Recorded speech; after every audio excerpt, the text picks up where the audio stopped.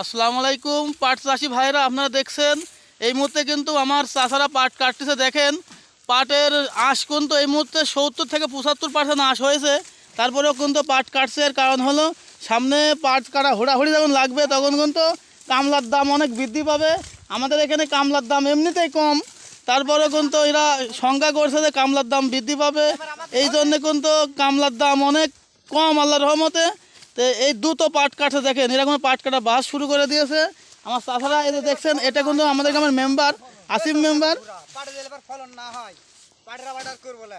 এই দেখেন দেখেন আমার চাষা কি বলছে, যদি পাটের আবাদ না হয় তাহলে পরে কিন্তু পাটের আবাদ করবে না। চাষা কি বলেন আবার বলেন? দাম দেল বেশি না হয় পাটের আবাদ আর করবো না চাচা। পাট আর বুনবো না। বুনবো না, করবো না। আপনাদের সরকারের কাছে কি দাবি আছে? হ্যাঁ দাবি আছে, কি দাবি আছে বলেন? দিক 7,000 টাকা মূল। 7-8 টাকা মন না দিলে পাটের লস হবে, তো হ্যাঁ লস আছে চাচা।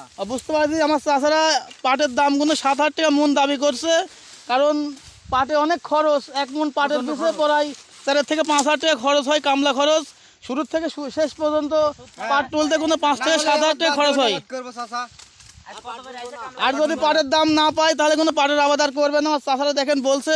এই বলে আমার কথা শেষ করছি। আর আমার চ্যানেলটি যদি ভালো লাগে সাবস্ক্রাইব করে পাশে থাকবেন, আর ফেসবুকে দেখলে আপনারা ফলো দিয়ে পাশে থাকবেন। চাচা